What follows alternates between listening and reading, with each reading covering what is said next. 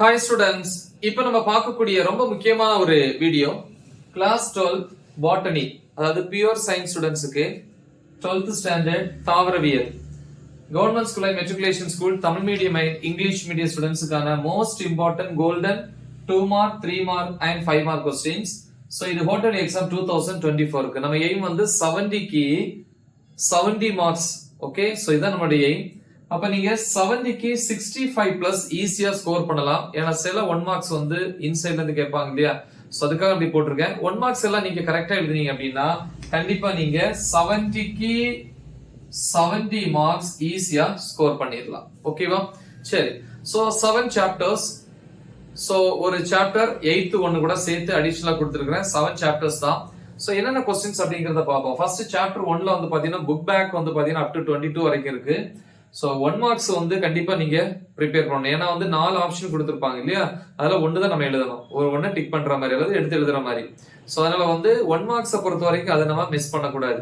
Okay, அதுக்கப்புறம் வரக்கூடிய 2 mark 3 mark 5 marks என்னென்ன அப்படிங்கறத பார்ப்போம். கொஸ்டின் நம்பர் 26 29 33 35 36 38 40 43 48 51 56 57 59 61 62 முடிஞ்ச 24th சேர்த்து பாருங்க சென்டம் வாங்குறதுக்கு.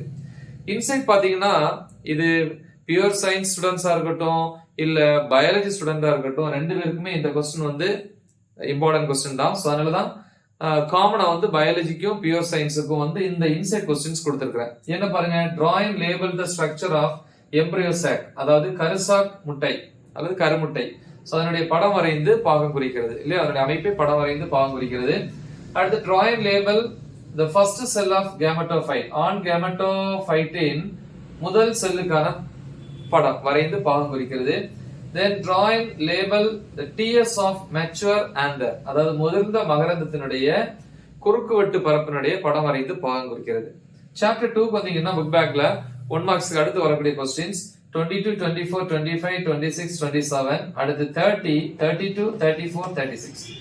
அப்புறம் வந்து வாட் இஸ் பிளியோட்ராபி, பிளியோட்ராபி என்றால் என்ன, தென் டிஃபைன் அட்டாவிசம், மூதாதையர் பண்பு வரையறு. சோ இது சாப்டர் 2 பொறுத்த வரைக்கும்.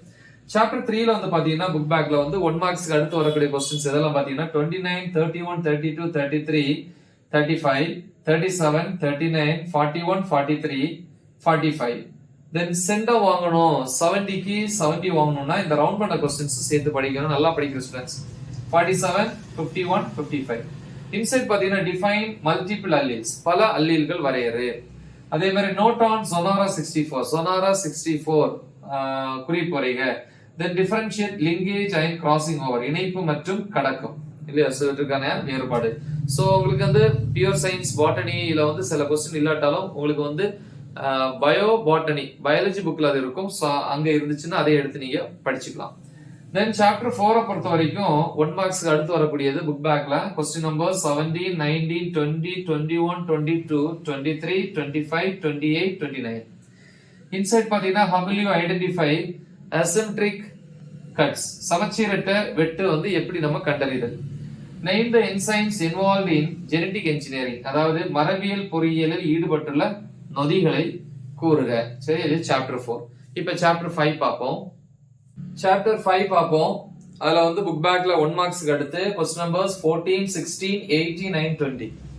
இன்சைட் பாத்தீங்கன்னா டிஃபைன் சைப்ரிட், சைப்ரிட் வரையறு. சோ பயாலஜி ஸ்டூடெண்ட்ஸுக்கும் பயாலஜி புக்ல பயோ பாட்டனில வந்து இந்த இன்சைட் கொஸ்டின்ஸ் இருக்கு. நீங்க பியூர் சயின்ஸ் ஸ்டூடெண்ட்ஸும் இந்த பாட்டனிக்கு வந்து நீங்க இன்சைட் கொஸ்டின்ஸ் அதை ப்ரிப்பேர் பண்ணலாம்.